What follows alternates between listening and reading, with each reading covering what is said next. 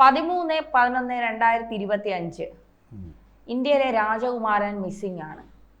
രാജകുമാരനെ കാണാനില്ല എന്ന് പറഞ്ഞുകൊണ്ട് നിലവിളിച്ച് പൊട്ടിക്കരയുകയാണ് രാജകുമാരൻ്റെ വീട്ടിലെ കുശിനിയിലിരുന്ന് KC വേണുഗോപാൽ. കാരണം KCയുടെ നിലനിൽപ്പിൻ്റെ കൂടി ആവശ്യമാണ്. ബീഹാർ തിരഞ്ഞെടുപ്പ് റിസൾട്ട് വന്നത് 14/11/2025. പക്ഷെ രാജകുമാരൻ അതിൻ്റെ തലേ ദിവസമേ മുങ്ങി. ഇതുവരെ പൊങ്ങിയിട്ടില്ല. BJP നേതാക്കൾ വലിയ വിമർശനവുമായൊക്കെ രംഗത്തെത്തി. അമിത് മാളവിയൊക്കെ വിമർശനവുമായി രംഗത്തെത്തിയിട്ടുണ്ട്. നാണമില്ല ഇങ്ങനെ തോക്കുമ്പോൾ മുങ്ങാനായിട്ട്. എവിടെയാണ് രാജകുമാരൻ? അതിപ്പോ നമ്മുടെ പഞ്ചാബി ഹൗസില് ജനാർദ്ദനൻ ഒരു ചിരി ഇരിക്കുന്നുണ്ട്. ആ ചിരിയാണത്. അല്ല, ജനാർദ്ദൻ അല്ല, നമ്മുടെ കൊച്ചിൻ ഹനീഫ ഒരു ചിരി. അതെ, ആ ചിരിയാണ് ഈ ചിരി. ആ ചിരി എന്ന് പറഞ്ഞാൽ ഹരിശ്രീ അശോകനെ ബന്ദിയാക്കിക്കൊണ്ട് കൊച്ചിൻ ഹനീഫിനെ പോകാനങ്ങ് അനുവദിച്ചപ്പോ ജനാർദ്ദനൻ നോക്കുന്ന പോയിന്റ് ഓഫ് വ്യൂവിലാണ് ഇത് കാണുന്നത്. പോയിന്റ് ഓഫ് വ്യൂവിൽ കാണുകയാണ് ഇങ്ങനെ കുലുക്കിക്കൊണ്ട് ഇങ്ങനെ നെഞ്ചു പൊട്ടി പാവം കരയുകയാണെന്ന് പറഞ്ഞ് ജനാർദ്ദന് തന്നെ കരച്ചിൽ വന്ന് ആ കരച്ചിൽ കണ്ട്. പക്ഷേ നേരെ ഫ്രണ്ടൽ ഷോട്ട് എടുത്തു കഴിയുമ്പോൾ എന്താ സംഭവിക്കുന്നത് എന്നുള്ള ചിരിയാണ്. എന്ന് പറയുന്ന പോലൊരു ചിരിയാണ് ഇപ്പോൾ കരച്ചിലാണ് ഇപ്പോൾ വേണുഗോപാൽ. പുറകിൽ നിന്ന് നോക്കുന്ന നമ്മളെ പോലുള്ള പത്രപ്രവർത്തകർക്ക് തോന്നും ഇദ്ദേഹം നെഞ്ചു പൊട്ടി കരയുകയാണ്. നേരെ അതല്ല, നേരെ മുമ്പിൽ ക്യാമറ കൊണ്ട് വെക്കുമ്പോൾ കാണുന്നത് പൊട്ടിപ്പൊട്ടി ഞാൻ രക്ഷപ്പെട്ടു. അതാണ് കേസ് പോകണത്. ഈ പൊട്ടനെ കൊണ്ട് മാടിത്തിരിക്കുമായിരുന്നു ഞാൻ. ഇവൻ പോയെങ്കിൽ അത്രയും നല്ലത്, എനിക്കിനി ഇവിടുത്തെ കുശിനിയിലെ സർവ്വതും ആകാമല്ലോ എന്ന് വിചാരിച്ചാണ് ചിരി. പക്ഷേ അത് കുശിനിയിൽ ഇനിയിപ്പോൾ കുശിനിക്കാരൻ ശരിക്കും വന്നിട്ടില്ല. കുശിനിക്കാരൻ അവിടെ കർണാടകത്തിൽ പെട്ടുകിടക്കുക. സ്ട്രാൻഡഡാണ്, ഇംഗ്ലീഷിൽ പറയും സ്ട്രാൻഡഡ്. എന്താ കാര്യം? അവിടെ കസേരയ്ക്ക് വേണ്ടി 3 പേര് തമ്മിൽ അടിച്ചുകൊണ്ടിരിക്കുക. ഭരണഘടനയെ ശക്തിപ്പെടുത്തണ്ടേ, മതേതരത്വത്തെ ഇങ്ങനെ ശക്തിപ്പെടുത്തണ്ടേ, അതിനുവേണ്ടിയുള്ള ശ്രമം. 3 വെച്ചിട്ട് അടിക്കുക. ഹിജാബൊക്കെ അനുവദിച്ചു കൊടുക്കണം, ഭരണഘടന ബാഹ്യമായിട്ടുള്ള സംവരണമൊക്കെ അനുവദിച്ചു കൊടുക്കണം.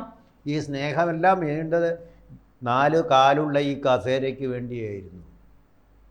4 കാലുള്ള ഈ ഇതാണ് കോൺഗ്രസിൻ്റെ താല്പര്യം, രാജ്യ താല്പര്യം. ഭരണഘടനയോട് കൂടുതല, ജനാധിപത്യത്തോടെ, ഗവൺമെൻറ്റിനോട്, സൈന്യത്തോടെ ഒന്നിനോടും കൂടുതലാത്ത ഒരു പാർട്ടി.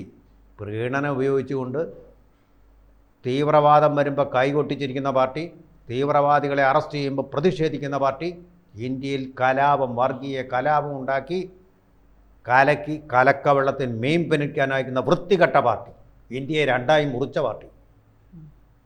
അപ്പോൾ എനിക്കിപ്പോൾ ഒരേ ഒരു സംശയം ബാക്കിയുള്ളൂ, ജവഹർലാൽ നെഹ്റുവും ഇങ്ങനെ തന്നെയാണോ? രാജ്യം വെട്ടി മുറിച്ചാലും വേണ്ടില്ല, എനിക്ക് പ്രധാനമന്ത്രി ആവണമെന്ന് വിചാരിച്ചാണോ പ്രധാനമന്ത്രി കസേരയിരുന്നത്? എനിക്കിപ്പോൾ സംശയമാവും. ആ പാരമ്പര്യമാണല്ലോ നിങ്ങൾ അവകാശപ്പെടുന്നത്. ആ പാരമ്പര്യമാണെങ്കിൽ അതൊരു വൃത്തികെട്ട പാരമ്പര്യമാണ്, പരിഹരിക്കാവുന്നതായിരുന്നു. മുഹമ്മദ് അലി ജിന്നയ്ക്ക് അധികാരത്തിൻ്റെ ഒരു അപ്പക്കഷ്ണം കൊടുത്തെങ്കിൽ അദ്ദേഹം തൃപ്തിപ്പെട്ടേനി. അദ്ദേഹം ഒരു ഇസ്ലാമിസ്റ്റ്, ഫണ്ടമെൻ്റലിസ്റ്റ്, റാഡിക്കലിസ്റ്റ്, മസ്തിഷ്ക പ്രക്ഷാളനം ചെയ്തപ്പെട്ട ആളേ അല്ല. അലി സഹോദരന്മാരായിരുന്നു. അവരുമായിട്ടാണ് കോൺഗ്രസ് ചങ്ങാത്തം കൂടിയത്. അതിൻ്റെ ഫലമാണ് അനുഭവിച്ചത്. ചോരപ്പുഴകളായിട്ട് അനുഭവിച്ചതാരാ? അവരല്ല, അവരുടെ കുടുംബക്കാരുമല്ല, നമ്മളാണ്. നമ്മുടെ സഹോദരൻ, ഭാരത് മാതാവിൻ്റെ സഹോദരന്മാർ. LK അദ്വാനിയാണ്. സിന്ധിൽ നിന്ന് ഉള്ളതെല്ലാം അവിടെ ഉപേക്ഷിച്ച് പലായനം ചെയ്യേണ്ടി വന്ന അതുപോലെ ലക്ഷക്കണക്കിന് ആളുകളാണ്. അതാണ് കോൺഗ്രസിൻ്റെ മഹത്തായ പാരമ്പര്യം. അധികാരമായിരുന്നു അവരുടെ എന്നും അഭിനിവേശം, അവരുടെ ലഹരി. ഇപ്പോഴും അത് തന്നെയാണ് കർണാടകത്തിൽ നടക്കുന്നത്. മകുട ഉദാഹരണമാണ്. മുസ്ലിങ്ങളുടെ പ്രീണനം നടത്തിക്കൊണ്ട് വോട്ട് വാങ്ങിച്ച് ദേശീയ കക്ഷിയായ BJPയെ മതേതര കക്ഷിയായിട്ട് ആടിനെ പട്ടിയാക്കുന്നത് പോലെ ആക്കി വെച്ചിട്ട് വോട്ട് വാങ്ങിച്ച് കയറി. അത് കഴിഞ്ഞല്ലേ അവിടുത്തെ ഫണ്ടമെൻ്റലിസ്റ്റുകൾ പറഞ്ഞ് ഞങ്ങൾ പറയുന്നത് ഞാൻ നടപ്പാക്കാനാണ് നിങ്ങളെ ഞങ്ങൾ ചുമതലയേൽപ്പിച്ചതെന്ന്. അധികാരം ഇപ്പോഴും അത് തുടർന്നുകൊണ്ടിരിക്കുകയല്ലേ. RSSനെ നിരോധിക്കണമെന്നല്ലേ പ്രിയങ്ക് ഖാർഗെ പറഞ്ഞ്? RSSനെ നിയന്ത്രിക്കാൻ ഇയാളുടെ കുടുംബസ്വത്താണോടോ ഇന്ത്യ?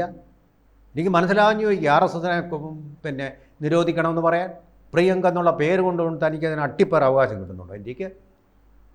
എന്താടോ നിങ്ങൾ കാണുടോ ഈ കസേരയുടെ കളി? അധികാരത്തിന് വേണ്ടിയിട്ട് കിടന്ന് കസേര കളിക്കുന്നത് BJPയുടെ ഏതെങ്കിലും സംസ്ഥാനത്തെ ഏതെങ്കിലും മുഖ്യമന്ത്രി, ഏറ്റവും കൂടുതൽ സംസ്ഥാനം ഭരിക്കുന്നത് BJPയാണ്. ഒരൊറ്റ സംസ്ഥാനത്ത് ഇതുപോലെ വൃത്തികെട്ട അലമ്പ് പരിപാടി, നാണംകെട്ട പരിപാടിയുണ്ടോ? ജനാധിപത്യത്തിൽ വിശ്വസിക്കുന്നവർ ലജ്ജിച്ച് മുഖം താഴ്ത്തോടും. മലിന കിണറാണ് നിങ്ങളുടെ പാർട്ടി. അതാണ് ബീഹാറിലെ ജനങ്ങൾ പഠിപ്പിച്ചത്. അത് തന്നെയാണ്. നിങ്ങൾ എന്താണ് നിങ്ങളുടെ മുഖം കാണുന്ന കണ്ണാടിയാണ് ഈ തെരഞ്ഞെടുപ്പ്. കണ്ടോ നിങ്ങളുടെ പ്രതിച്ഛായ? ഈ പ്രതിച്ഛായ തന്നെ അല്ലേ 3 നേതാക്കന്മാർ കൂടി നാണമില്ലാതെ കടിപിടി കിട്ടുക അധികാര കസേരയ്ക്ക്. ഇത് താങ്ങാൻ കഴിയുന്നതാണോ രാജാവ് പോയത്? യുവരാജാവ് ഹൈക്കമാൻഡ് നോക്കുകുത്തിയായി. ഇയാൾ ബബ്ബ അല്ലെങ്കിൽ തന്നെ ഉത്തരങ്ങൾ പറയുന്നു. ഒരു കാര്യത്തിലൊരു കാഴ്ചപ്പാടില്ല, ക്രാന്തദർശത്വം തീരെയില്ല. താനൊരു ബുദ്ധിജീവിയാണെന്നും പറഞ്ഞ് നടക്കുകയാണ് ഇദ്ദേഹം. ഇതിൽ പരം ഒന്നും ബുദ്ധിജീവിയില്ലെന്ന്. ബീഹാറോടുകൂടി ഞാൻ ഏതാണ്ട് അദ്ദേഹത്തിന് ഇപ്പോൾ മനസ്സിലായെന്ന് തോന്നുന്നു. ബുദ്ധി തലയിൽ ഉദിച്ചെന്ന് തോന്നുന്നു. അതാ മിണ്ടായിരിക്കുന്നു. അദ്ദേഹം മിണ്ടായിരുന്ന കഴിഞ്ഞാൽ ഇന്ത്യ രാജ്യത്താണ് അത്രയും കുറവ്. രാജ്യത്ത് കോൺഗ്രസിൻ്റെ പ്രശ്നം പരിഹരിക്കാൻ കഴിയാത്ത ആൾക്കാർ ഇങ്ങനെ രാജ്യത്തിൻ്റെ പ്രശ്നം പരിഹരിക്കാൻ കഴിയും. ഒരു ലീഡർഷിപ്പ് ഇല്ല. ഇനിയിപ്പോൾ എന്നാ അത് അറിയണമെങ്കിൽ ഹേബിയസ് കോർപ്പസ് സ്യൂട്ട് നമ്മൾ ഫയൽ ചെയ്യണം. അതിനെ കാണാനില്ല.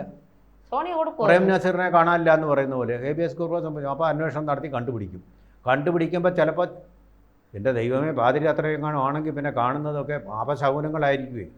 നമുക്ക് ഫോട്ടോ കാണിക്കാൻ പറ്റാത്ത ദൃശ്യങ്ങളായിരിക്കും. അതിനൊന്നും ഒരു കുറവുമില്ല കേട്ടോ. ഇവിടെ ഇന്ത്യയിലും രാഷ്ട്രീയ പ്രവർത്തനത്തിൻ്റെ മറ്റു പ്രവർത്തനങ്ങളൊക്കെ പല മേഖലകളിൽ ഇങ്ങനെ വ്യാപിച്ച് കിടക്കുകയാണ് എന്നാണ് മനസ്സിലാക്കുന്നത്. ചില ചിത്രങ്ങൾ, അപൂർവ ചിത്രങ്ങളിൽ നിന്ന് മനസ്സിലാക്കുന്നത്. പുള്ളിയുടെ കാര്യം നോക്കണം, പിന്നെ അല്ലാതെ കല്യാണം കഴിച്ചിട്ടില്ല. അപ്പം പിന്നെ നല്ല മസിലാണ്. അതിന് ടീഷർട്ട് ഇട്ടുമാണ് നടക്കുന്നത്, മസിൽ പെരുപ്പിച്ച് കാണിക്കാൻ വേണ്ടിയിട്ട്. അപ്പോൾ പിന്നെ അതിൻ്റെയൊക്കെ ഒരു ഇത് കാണും. പിന്നെ കഴിക്കുന്നതൊക്കെ കാളയിറച്ചിയും മറ്റു കാര്യങ്ങളും ഒക്കെ. അപ്പോൾ അതിൻ്റേതായിട്ടൊരു ഊർജ്ജവും എല്ലാം ഉണ്ട്. പ്രായം 50 വയസ്സ് കഴിഞ്ഞെങ്കിലും 55 5 വർഷത്തിനവൻ ഷഷ്ടി പൂർത്തിയാവുകയാണ്. യുവനേതാവ്, കോൺഗ്രസിൻ്റെ യുവനേതാവ് എന്നൊക്കെ പറഞ്ഞുകൊണ്ടാണ് നടക്കുന്നത്. ഈശ്വര, ഇതിപ്പോൾ കോൺഗ്രസ്സിലുമില്ല, ഇപ്പോൾ നാട്ടിലുമില്ല, വിദേശത്ത് യാതൊരു കുഴപ്പവുമില്ല. ഒന്നിൽ കൂടുതൽ പാസ്പോർട്ടുകളും ഒക്കെ ഉണ്ടല്ലോ. അപ്പോൾ പിന്നെ ഇതിനൊരു പ്രശ്നം ഉണ്ടാവില്ല. എന്തായാലും സെക്യൂരിറ്റി അടുത്തോട്ടൊന്നും അടുപ്പിച്ചിട്ടില്ല. ഏത് രാജ്യത്താണെന്നതിനെ സംബന്ധിച്ച് എന്തെങ്കിലും ഊഹമുണ്ടോ തനിക്ക്?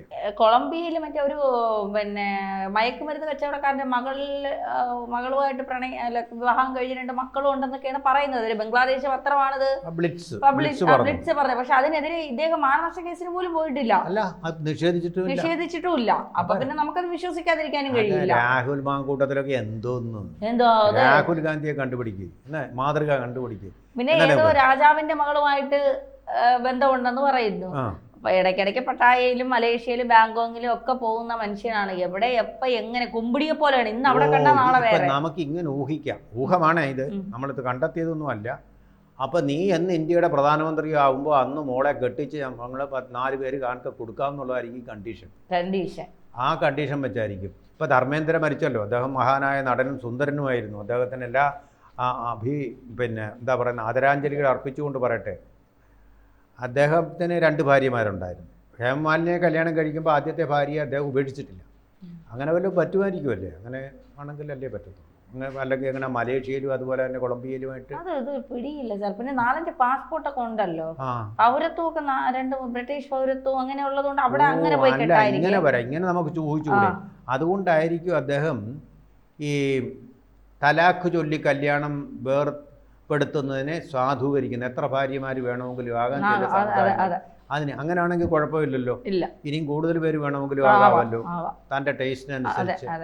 അപ്പൊ അങ്ങനെയൊക്കെയുള്ള സൗകര്യങ്ങൾ നോക്കി ഇന്ത്യയിൽ നിന്ന് മാറി നിൽക്കട്ടെ. തൽക്കാലം സ്വത്തുണ്ടല്ലോ സാർ, അപ്പൊ കുറെയൊക്കെ കൊടുക്കുകയും ചെയ്യാം. അതെ, പട്ടിണി പാവങ്ങളാണെങ്കിലല്ലേ മക്കളെയൊക്കെ ഉണ്ടാക്കാനും കല്യാണം കഴിക്കാനൊക്കെ ഭയം വരെ. ഇത് ഇഷ്ടംപോലെ സ്വത്തുണ്ടല്ലോ. പക്ഷെ നിധി കാക്കുന്ന ഭൂതം പോലെ ഇരിക്കുന്നത് ഇവിടെ നരേന്ദ്രമോദിയാണ്. അവിടെയാണ് ഈ പ്രശ്നം.